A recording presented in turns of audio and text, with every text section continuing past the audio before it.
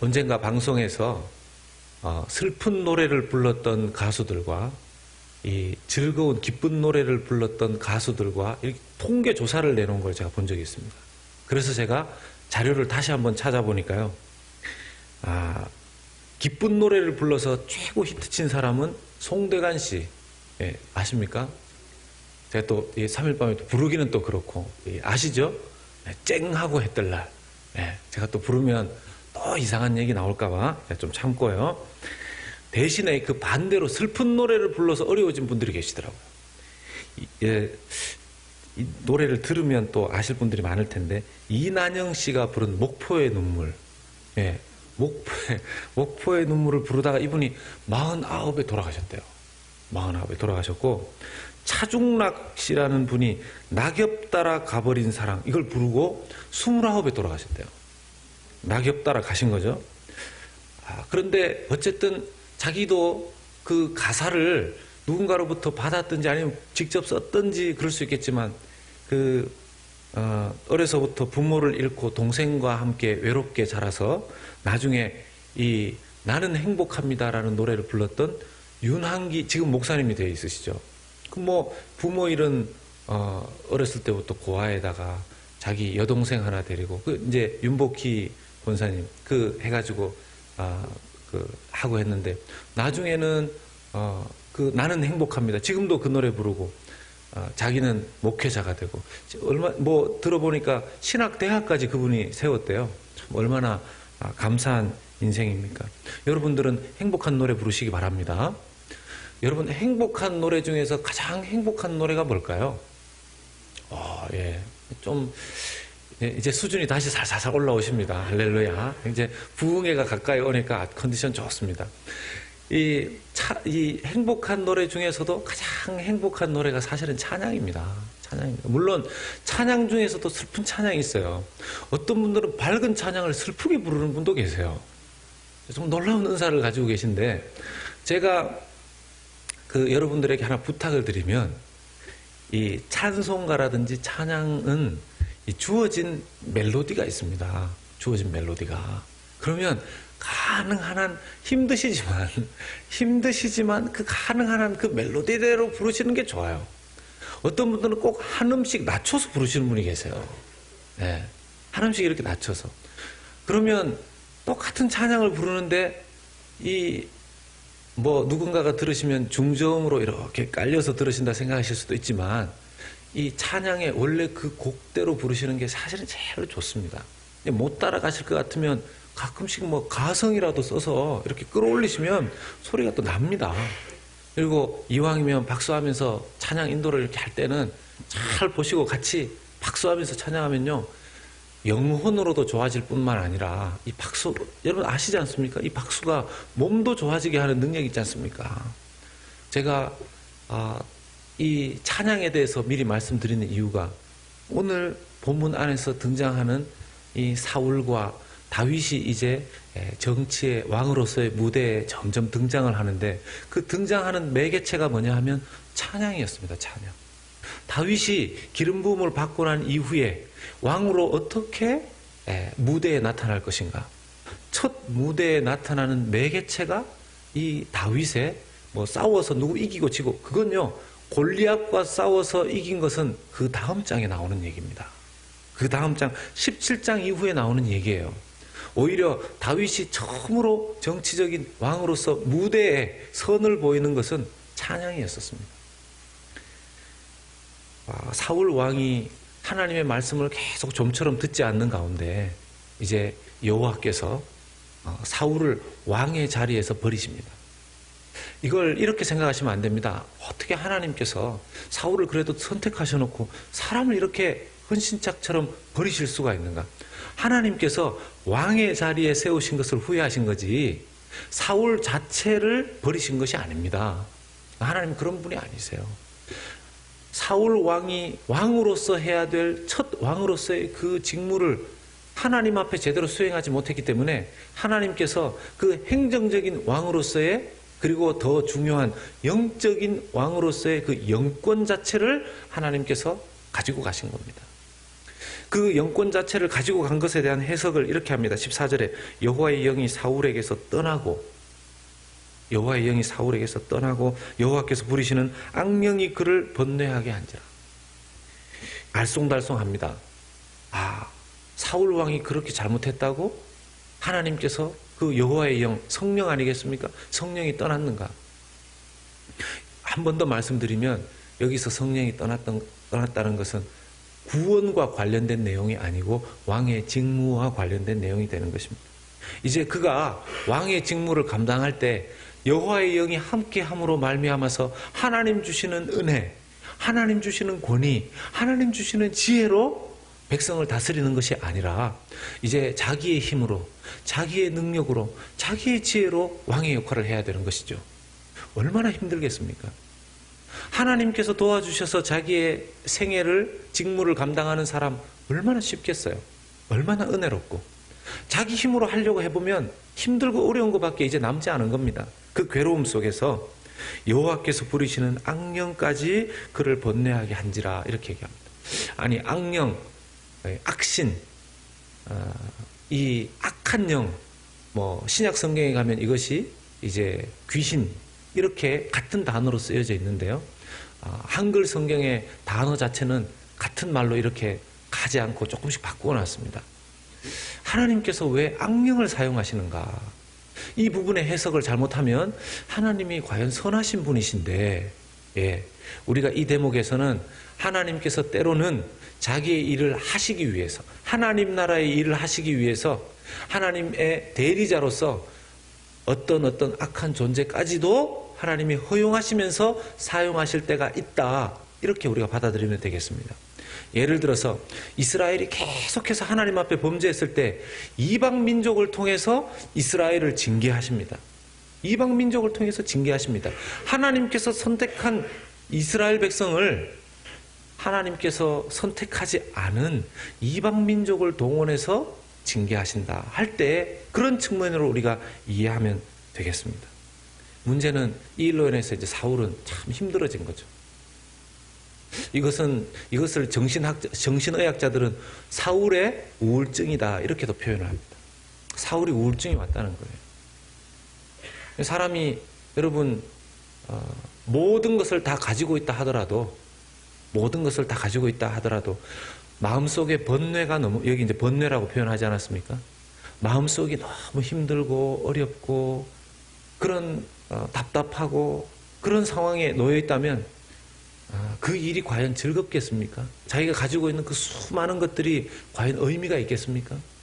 그런데 반대로 아무것도 가지고 있지 않다 하더라도 그 마음속에 기쁨과 즐거움과 감사함이 있다면 그건 아무것도 가지지 않은, 눈에는 아무것도 보이지 않고 가지지 않았겠지만 세상 사람들이 봤을 때는 저 사람이 뭘 가지고 있길래 저렇게 기쁘고 감사한가 할 수 있지 않겠습니까?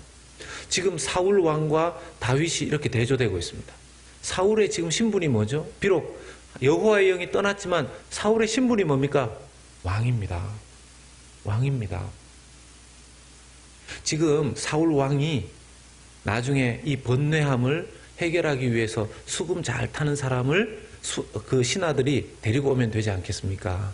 그러면서 다윗을 요청했을 때 여호와의 영이 다 떠난 이 왕이, 이제는 몸 껍데기만 남아있는 이 왕이 명령을 내려서 이새의 아들 다윗을 데려오라고 하라. 그 말 한마디에 이새가 자기 아들과 더불어서 뭡니까? 포도주, 떡, 그리고 새끼 염소까지, 얼마나 귀합니까? 다 실어서 다윗과 함께 사울 왕에게로 보냅니다. 이게 왕의 능력이고 힘이에요. 왕의 능력이고 힘이에요. 세상 눈으로 보았을 때는 사울 왕의 힘과 능력이 대단했던 거죠. 그러나 사울 왕의 정신적인, 정서적인 그 심령은 어땠다는 겁니까? 번뇌로 정말 죽을 것 같은 상황 속에 있었다라는 것입니다. 반대로 다윗은 어떻습니까? 본문에 나오는 바 다윗을 소년이라고 표현합니다. 소년. 여러분, 소년이 특별히 가진 거 있습니까? 소년에게 특별히 가지고 있을 만한 게 뭐가 있겠습니까? 아무것도 가진 것이 없는 이 소년이 말씀해 보면 반대로 하나님께서 주신 특별한 은혜를 가지고 있었습니다. 18절의 말씀에 보면 소년 중 한 사람이 대답하여 이르되 내가 베들레헴 사람 이새의 아들을 본즉 수금을 탈 줄 알고 용기와 무용과 구변이 있는 준수한 자라. 여호와께서 그와 함께 계시더이다 하더라. 여호와께서 함께 계시는 그것이 그에게 있었을 뿐입니다. 물론 본문 안에 용기도 있었고 말을 할 수 있는 말의 능력도 있었지만 이건요, 손으로 잡히는 어떤 것이 다 아닙니다. 눈에 보이지 않는 것들이죠. 왕은 모든 것을 가지고 있죠. 얼마나 좋은 데 살았겠으며 얼마나 좋은 것들을 먹었겠습니까? 많은 것들을 가지고 있고 제일 좋은 옷을 입었을 겁니다.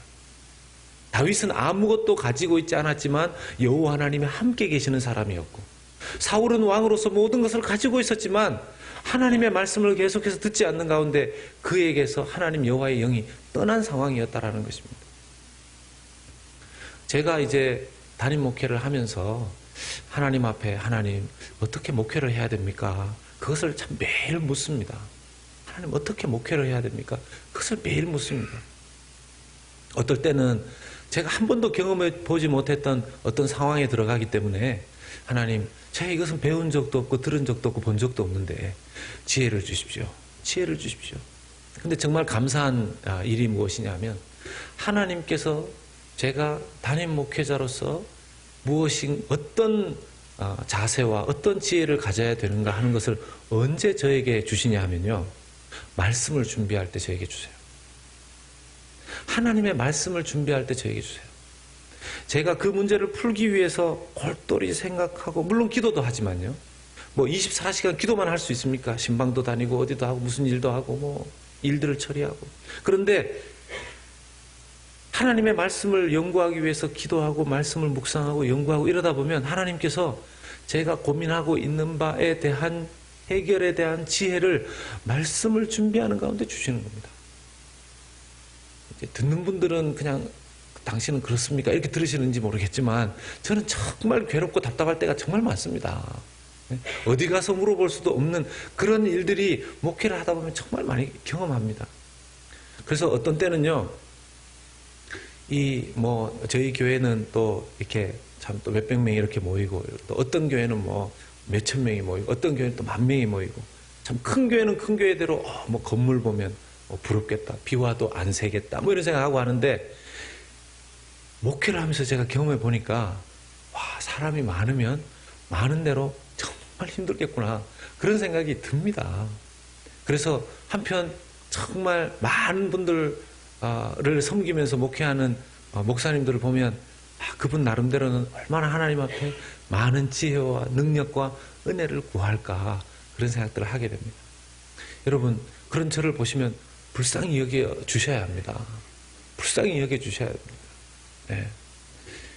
늘 말씀드리지만 비웃는 것은 건강에 도움이 안 되고, 정말 제가 저를 위해서 기도를 하시는 것을 압니다. 그런데 저같이 부족한 사람이 이런 목회를 하기 위해서 저 혼자서 기도하고 이런 것에 도움이, 혼자만이 아니라 사랑하는 우리 성도님들이 함께 기도할 때 힘있게 저의 목회뿐만 아니라 온 교회가 가야 할 방향으로 갈 수 있게 해주시리라 믿습니다. 네. 감사합니다. 사울 왕에게 영적 침체가 오기 시작했습니다. 사울 왕에게 온 이 영적 침체를 사울 스스로는 감당할 수가 없었습니다. 그래서 사울 왕의 신하들이 수금을 타면 지금 왕에게 온 그 악령, 마음의 그 괴로움을 이기게 할 수 있을 겁니다. 이렇게 권면을 해요. 수금이 뭔지 아시죠? 수금. 이제 영어로는 하프라고 하더라고요. 6줄에서 30줄까지 하프가 따로 있답니다. 그런데 이 하프는 슬픈 노래를 부를 때는 사용할 수가 없대요. 이 하프의 자체가 굉장히 밝은 톤이 난답니다. 그래서 하프는 이 슬픈 노래 말고 찬양에 주로 많이 쓰였고, 또 전쟁에 나갔던 군인들이 승리해서 돌아올 때 그 승리를 축하하면서 많이 동원됐던 악기 중에 하나가 바로 이 하프라고 합니다. 주로 구약에서 언급되는 이 하프는 그러면 전쟁에서 쓰는 그런 용도가 아니라면 당연히 찬양을 위해서 많이 쓰였겠죠. 다윗은 어렸을 때부터 이 하프를 연주할 줄 아는 사람이었었어요. 하프를 연주할 줄 아는 사람. 이 말은 무슨 뜻이냐면 다윗은 어렸을 때부터 하나님을 찬양하는 것을 배웠던 사람이라는 뜻입니다. 하나님을 찬양하는 마음을 가지고 있었던 사람이라는 겁니다. 나중에 여러분 아시겠지만 다윗 왕이 힘들고 어려운 일들이 있을 때마다 뭘 썼습니까? 시편을 썼죠. 수많은 시편을 썼습니다. 여러분 우리는 그 시편을 보면 이 말이 그 말 같고 저 말이 이 말 같고 이렇지만 알고 보면 다윗은 굉장히 어렵고 힘들 때마다 시편을 썼는데요. 그 시편은 보통 뭐죠? 시가 아니라 사실은 찬양 가사였었습니다. 그래서 이스라엘, 구약의 이스라엘 또 신약에 와서도 유대인들은 시편을 가지고 노래를 불러서 하나님을 찬양했었습니다. 다윗 왕이 되어서도 사울과 같은 위치에 사람들로 하여금 둘러싸여 있었을 때, 어려운 위기의 상황에 둘러싸여 있었을 때 그는 그 번뇌할 수 있는 그런 상황 속에서 하나님을 찬양했습니다. 여기에 우리가 영적인 침체가 올 때 기억해야 될 것이 있습니다. 사랑하는 여러분, 영적 침체가 올 때 제일 먼저 맛이 가는 게 뭘까요? 제일 먼저 이상하게 되는 게 뭘까요? 지성, 영성, 감성으로 따지면 영적 침체가 올 때 가장 먼저 흔들리는 게 어딜까요? 감성입니다. 감성입니다. 지성, 영성, 감성, 또 의지까지 포함해서 제일 믿을 수 없는 게 뭘까요? 제일 믿을 수 없는 거. 감성입니다. 감성. 네. 보통 이렇게 맞는 것은 크게 얘기를 잘 못하시는데 한국 분들은 여기서 이렇게 맞는 얘기를 다 하셨어요. 그래서 하나님 앞에 기쁨이 있을 때는 감정적으로 너무 감사하고 좋지만 영적인 침체가 왔을 때 감성적으로 떨어지기 때문에 그럴 때는 자기의 감정을 믿으면 안 됩니다. 영적인 침체가 와서 자기의 감성적인 면이 떨어지면 어디에 가기 싫어할까요? 희한하게 예배의 자리에 가기를 싫어합니다. 예배의 자리에 가기 싫어요. 여러분, 마귀가 이렇게 참 좋은 시간에 마귀 얘기하는 게 참 아깝긴 하지만 그래도 괘씸하니까 마귀가 사람들을 이리저리 조종할 때 가장 먼저 터치하기 쉬운 사람의 지정의 파트 중에서 정서입니다. 감정이에요. 그래서 감정에 속으면 안 됩니다. 어떤 때는요, 조금 뭐 하나 잘못하고 실수하면 내가 하나님 앞에 이것도 안 했는데 그래서 이런 일을 당했나 보다. 내가 기도를 안 했더니만. 한 번은 신방을 가니까 나이 드신 70대 이 권사님께서 체하셨대요. 체하셨대요. 목사님 기도해 주십시오. 체하신 것도 기도를 해야 되나 싶었지만 하여튼 제가 볼 때는 따거나 활명수 한 방이면 좋은데 그래서 또 기도를 해달라고 기도하고 나서 목사님 70평생에 딱 한 번 식사기도 안 했는데 체했습니다. 그러시더라고요.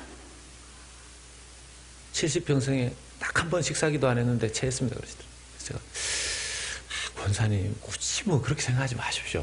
굳이 그렇게 생각하지 마시고 사람이 뭐 먹다 보면 물에도 체한다는데 뭐 그럴 수 있지 않겠습니까?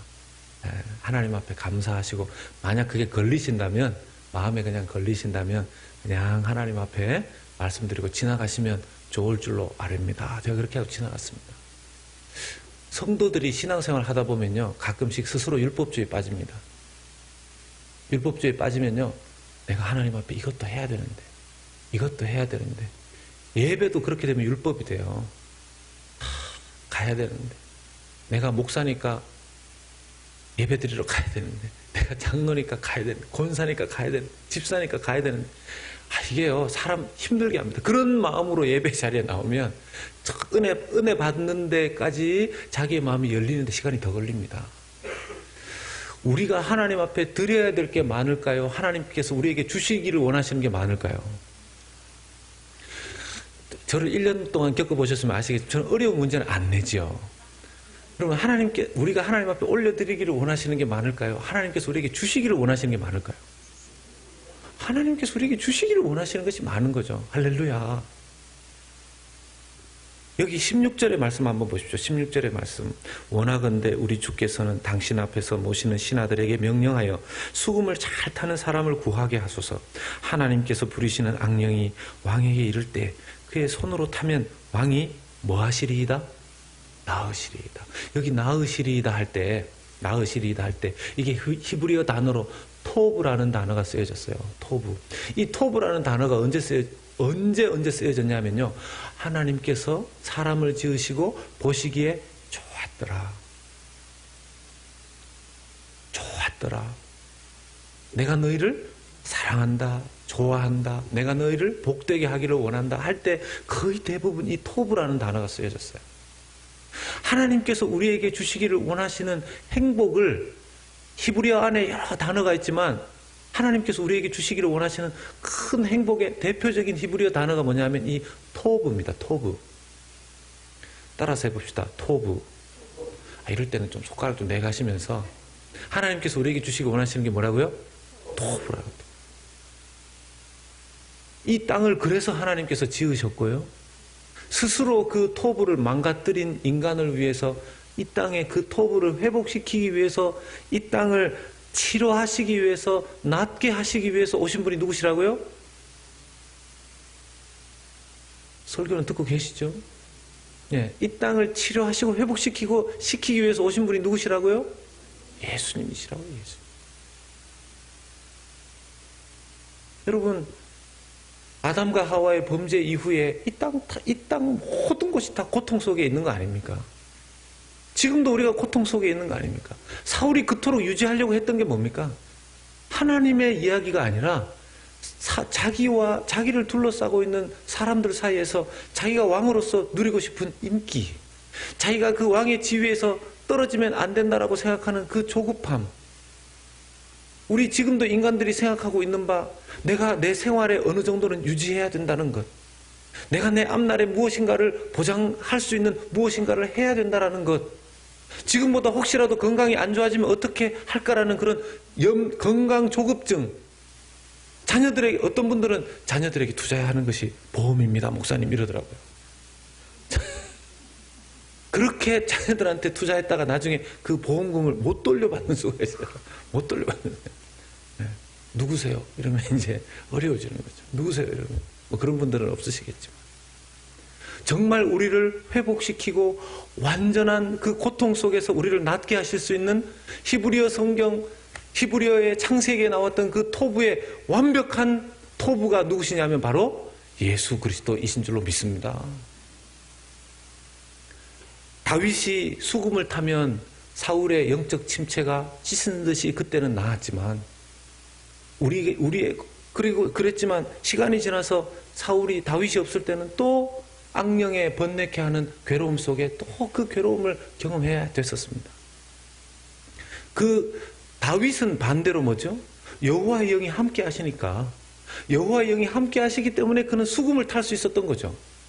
아니, 수금은 사울 왕은 타면 안 됩니까? 다윗 아닌 다른 사람은 타면 안 됩니까? 놀랍게도 다윗이 타는 그 수금을 통해서 사울 왕이 그 악신의 어려움에서부터 늘 해결을 받았었습니다.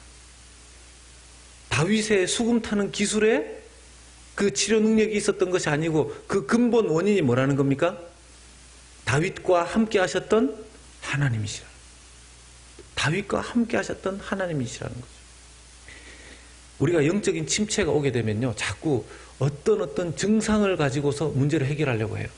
예를 들면 내가 영적인 침체가 오는 걸 보니까, 물론 그런 것도 있을 때가 있습니다. 사람이 너무 기도를 많이 하면, 이 중에서 이제 너무 기도를 많이 하시려고 하는 수준에 들어가시려면 하루에 내가 하다 보니까 잘못해가지고 한 3시간, 4시간씩 기도를 하다 보니까 무릎이 너무 아프다. 이럴 때는 좀 편안하게 좀 쉬시면서 기도하거나, 너무 내가 신앙생활을 너무 교회에서 봉사를 24시간 중에서 18시간을 한다거나 그렇게 하게 됐을 때 영적인 침체가 오기도 합니다.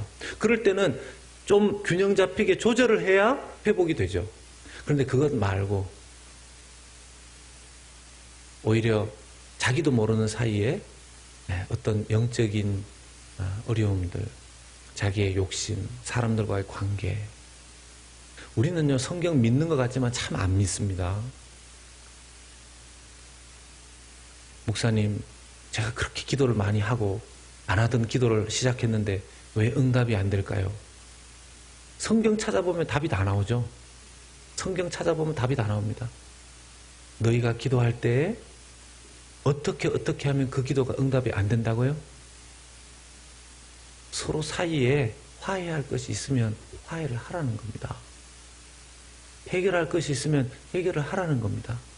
그 사람을 만날 수 없다면 용서라도 해주라는 겁니다. 그래야 하나님이 응답하신답니다. 아니, 그게 하나님의 말씀의 약속 아니겠습니까? 예수님의 기도가 제대로 응답될 수 있었던 이유가 무엇이죠? 예수님의 모든 기도가 그대로 응답되고 하나님께서 예수 그리스도를 통해서 우리를 완벽하게 구원해 줄 수 있는 조건을 다 십자가에서 이룰 수 있었던 이유가 무엇이죠?